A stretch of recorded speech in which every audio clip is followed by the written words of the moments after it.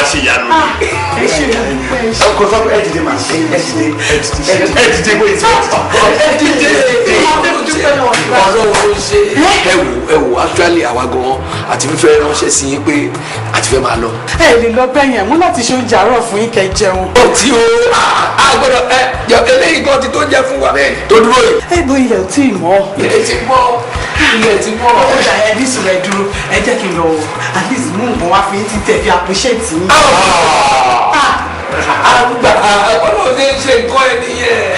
Ẹ wò ẹ ṣe mama ẹ ṣe ma àti mama yọjú sí ẹ ṣe ma àti mama yọjú sí ẹ ṣe ma. Ẹ tiẹ̀ fún mi. Àwọn tún yọ sí láìpẹ́.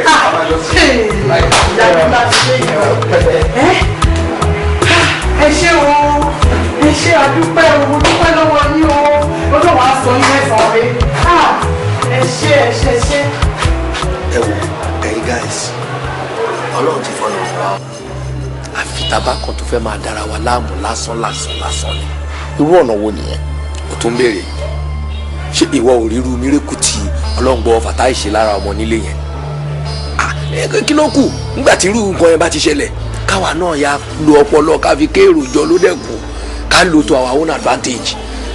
Fàtà ìrè ti fún tẹ̀dọ̀ Kùránì ló mọ̀ èmi náà tí mo dẹ̀ wà ń bí àpàdé àlùdé bíbélì mo mọ̀ ẹ jẹ́ ká papọ̀ ká fi go into full gospel teaching ọpọlọ rèé. Bàbá olú ẹ má gbé yẹn wá rárá ẹ má gbé yẹn wá rárá kí làwọn ń sọ kí lè ń sọ gospel báwo ṣé nǹkan tá a jọ sọ ká tó jáde lé nìyẹn ẹ má gbé yẹn wá gospel wèrè wo ni ẹjọ ẹja fèsì iṣẹ́ wa jọ. Wo bí gorí sọ̀rọ̀ síbi tí ọ̀rọ̀ wà. Bàbá olú gbogbo àwọn kọ́mẹ́dì tẹ máa ń ṣe yẹn kò wá entertaining sí mi o èmi ò tiẹ̀ rí sí ara. Ṣé owó ta fẹ́ máa rí ní church ìdá mẹ́wàá tí wọ́n ń dá ń bẹ̀ ni àbí sàkà tí Fatai fẹ́ máa gbà ní mosque ṣé o la fẹ́ jókòó tì. ó kàn jọ kọ́mẹ́dì lójú ẹ̀. kọ́mẹ́dì kọ́ ọpọlọ gidi ni ọpọlọ rẹ̀ ẹ gbé yẹ̀wò ẹ wò síra wọn. Lóríọlá ẹ má yẹ ká kó ọ̀rọ̀ bàbá olú dànù ṣe rí èmi rí sẹ́ǹsì nínú ọ̀rọ̀ tí bàbá olú sọ bó ṣe sọ èmi mọ Quran àwọn òkè wọn mọ bíbélì full gospel teaching táwọn ń ṣàlàyé yẹn àwa la mọ nǹkan tí àwa fẹ́ fi ṣe understand a lè ṣètò pé àwa package ẹ̀ fún lílo tiwa àákan máa fi ṣe guy. orí ẹ pé after all so many people out there tó yẹ pé wọ́n make cool millions níbi oní gospel day tó dẹ̀ jẹ́ pé ẹ̀yin dẹ̀ wò eléyìí tí àwọn ọmọ wa gẹ́gẹ́ bí advice ǹsìn ẹ rí i pé kò ní risk bíi tá à ń ṣe tẹ́lẹ̀ ẹ jẹ́ àròwò àti ẹ̀ máa sinmi wàhálà àwọn ọmọ ẹmu tó tá à ń bá kiri ẹ jẹ́ ká ro àkàn mọ́.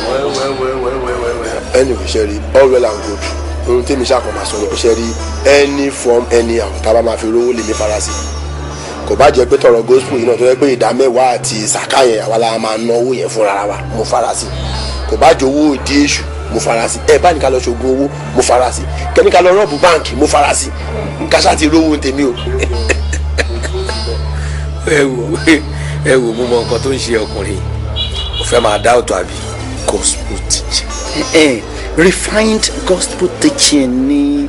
ṣe dẹ̀rọ̀ wọ́n máa work ṣá. ó máa ṣe é ṣe tóun kẹ́ pé ó máa ṣe é ṣe wò kò sí ohun tí ò ní ṣe é ṣe pẹ̀lú Ọlọ́run béètì wa nìkan ẹ jẹ́ kábàtì nígbàgbọ́ ká lè ṣe ọpọlọ wa lẹ̀ ó máa work out Ọlọ́run. ìyẹn já ṣe jàre ìyẹn tó máa dáa wọ́n lè bọ̀ wọ́n mú wọn ẹmu ìyẹn àti ẹ̀kọ́ lọ́rọ̀ olúwẹ̀. ó fẹ́ máa dá ọ̀tún. mi ò dá ọ̀tún pẹ̀lú pé tèmi bá mi. kò sí ohun tí ò ṣe é ṣe pẹ̀lú Ọlọ́run ẹ jẹ́ ká.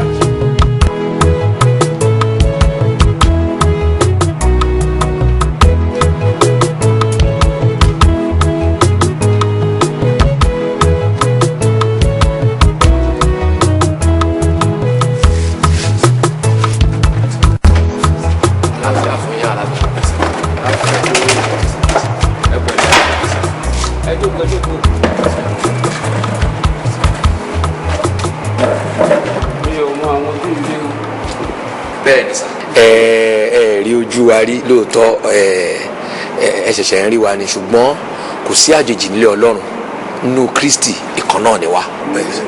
bàbá wa sà bẹ́ẹ̀ ṣe ń wò wá yìí òjíṣẹ́ ọlọ́run làwa náà ẹ̀mí ọlọ́run dẹ̀ ń gbénú wa ó dẹ̀ ní ohun tí ọlọ́run ti bá wa sọ iṣẹ́ tọ́lọ́run gbélé wa lọ́wọ́ iṣẹ́ yẹn ni àwa wá ń rò nígbà tí à ń kọjá lọ làwa rí bí là ní ilé olúwa lórí gbàyàmùgbàyàmù yìí àkíyèsí táwa ṣe ni pé bó ṣe rí gbàyàmùgbàyàmù tó dàbẹ́ ni pé iṣẹ́ pọ̀ kò sálágbàṣe torí pé àwọn ètò àdúrà tó yẹ kó máa lọ lẹ́sẹsẹ a ò rí pé wọ́n lọ láfi pé mo pọ̀ sá àṣẹ wa bára wa sọ̀rọ̀ bóyá ẹ jẹ́ ká yà ń bí ká bá wọn sọ̀rọ̀ bóyá wọ́n lè gba àwa láàyè torí iṣẹ́ táwa ń ṣe nìyẹn káwa kúkú máa lo bí ká máa jọ́sìn bí ó tán. tí kò jù bẹ́ẹ̀ lọ. kò jù bẹ́ẹ̀ lọ sá. ó dáa ṣe rí lóòótọ́ èmi ni ọlọ́run jogún ibi fún èmi ni olùdásílẹ̀ ìjọ yìí àmọ́ gẹ́gẹ́ bí ẹ ti sọ àwọn ètò àdúrà tó yẹ kó mọ́ ọ lọ níbí kò lọ déédéé mọ́ torí àgbà ti dé. ọjọ́ yẹn á dẹ̀ túbọ̀ dalẹ̀. àmín àmín àmín àmín ṣe rí bẹ́ẹ̀ ṣe wá wáyé tẹ́ni ẹ fẹ́ mọ́ jọ́sìn níbí inú mi dùn sí o ibi ẹ fẹ́ máa jọ́sìn nílé olúwa ni ẹ fẹ́ máa polongo ìrere ti jésù kristi ilé olúwa sì wà fún ọmọ olúwa láti máa jọ́sìn fún olúwa ẹ mú faramọ́ tó bá ti yá yín kẹ ẹ mọ̀ bọ̀. ẹ ṣe rí àdúpẹ́ lọ́wọ́ yín ọjọ́ yẹn á túbọ̀ dalẹ̀ lágbára lọ́wọ́ ọlọ́run ní fi ìgbésí ayé yín ní fi kọ́ngùn sí ọwọ́ ìṣù a ti ṣetán o tẹ́ bá ti gbà wá láàyè bàbá wa ní olúwa ẹ jẹ́ ká gbàdúrà. bàbá wa lágbára ńlá. ẹ̀yin ìyá mi ṣe rí ọ̀rọ̀ pọ̀ o tí ẹ bá ṣàkíyèsí ẹ rí i pé àlejò làwa ládùúgbò yìí ẹ̀yin lọmọ onílùú kò wá ní dáa ká délé yín ká dẹ̀ máa tẹ̀ báṣubàṣu torí ẹ̀ la ṣe pé yín ṣe rí iṣẹ́ pàtàkì tá a fẹ́ kẹ́ ẹ ṣe fún wa ni pé ẹ̀yin máa jẹ́ gẹ́gẹ́ bí agbódegbà fáwa ẹ tún wá ṣe atọ́nà bí wọ́n ṣe máa wá sínú ìjọ wa tí àwa bá ti wá ń gbàdúrà fún wọn àwọn òkè ìṣòro tẹ́yìn ti bùn wá gbọ́ yẹn a máa ṣàlàyé fún wa àwọn á dẹ̀ máa rí gẹ́gẹ́ bí ẹ̀ràn nǹkan tá a fẹ́ kẹ́ ẹ ṣe fún wa nìyẹn. ẹ wá gbọ́ kò sọ́fẹ̀ẹ́ o ṣiṣẹ́ kò dẹ̀ jẹ́ ń bẹ̀ ni bẹ́ẹ̀ bá ṣe ń ṣiṣẹ́ ti yín déédéé dáadáa bí owó bá dẹ̀ ṣe ń délẹ̀ báyìí ká dẹ̀ máa pín ká fún yín lẹ́tọ̀ọ́ tí yín ṣóyè mi.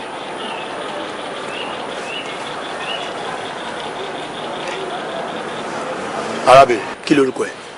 Abídèmí. ìwọ ni o máa jẹ́ ẹni àkọ́kọ́ iṣẹ́ ìyanu tá a máa kọ́ ṣe. má bẹ̀rù sórí tí ìsìn bá ti ń lọ tí o bá ti gbọ́ ta sọ pé arábìnrin kan wà ń bí tó ní òkè ìṣòro visa kó dìde kó máa bọ̀ wájú.